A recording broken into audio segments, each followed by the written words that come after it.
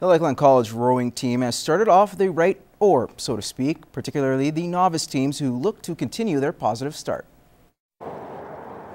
It may be a chilly practice for the Lakeland rowing team, but they're looking to build on a hot start to the season. The novice men were a surprise in Edmonton, finishing in first while the novice ladies finished in second. We're pretty excited about the way our novices look. They've come along really nicely.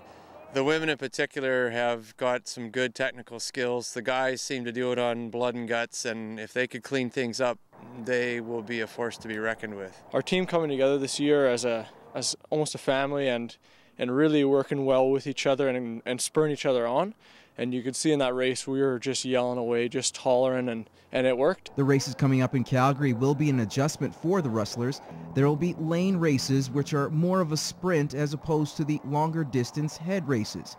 Vandenberg says that they could use that to their advantage. We haven't done a lot of lane racing, more head races, so that's going to be a little bit new, but I think our endurance with the head-to-head races will help us in those speed races on the lanes. As for Walsh, he knows the sprints are more mental.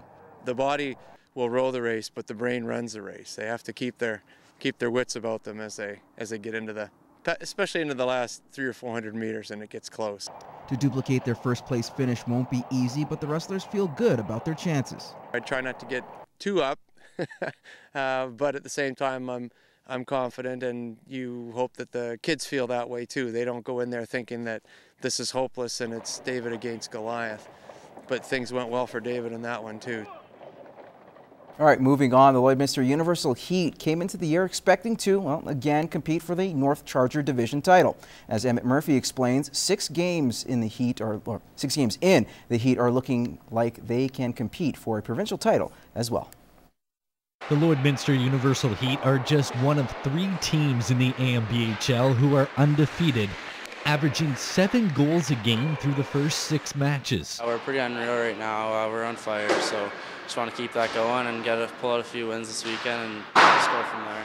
I see how talented the kids are and how hard they work at it, and you know, it's a credit to them that, that they can have success at this level, and you know, we're going to continue to push them and try and you know, continue to put up those numbers. Leading the way are 2 returning players, forward Mason Shaw and defenseman Cale Clegg. Clegg is top in D points with 5 goals and 9 assists.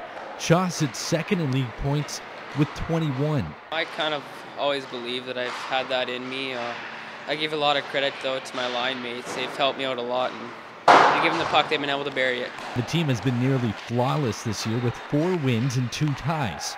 They have their sights set on continuing the hot streak all year long. Of course, win Medicine Hat and hopefully get into the John Reed tournament in January, and then obviously try to win the league and go on to Westerns. The attitude of this team though, and the way we've played so far, we got potential to go win a league and even farther. I know we have the talent to compete with anybody, and you know, we have some depth that allows us to be successful. Even if one line's not going, you know that a couple other lines are going to pick up the slack. The Heat have 2 games this weekend against CAC and Leduc. Emmett Murphy, Newcap Sports.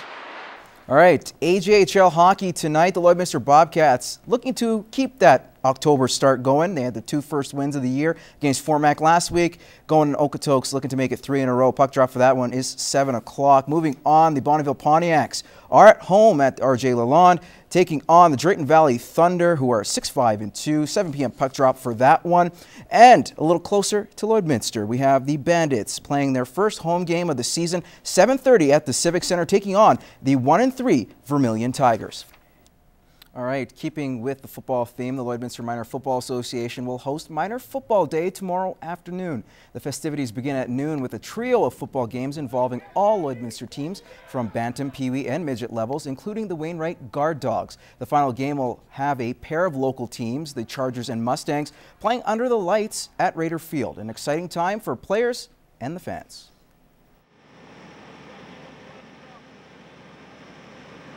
In retrospect, I played here in the 1980s, and we talked about him then, so we could say it's 30 years in the making.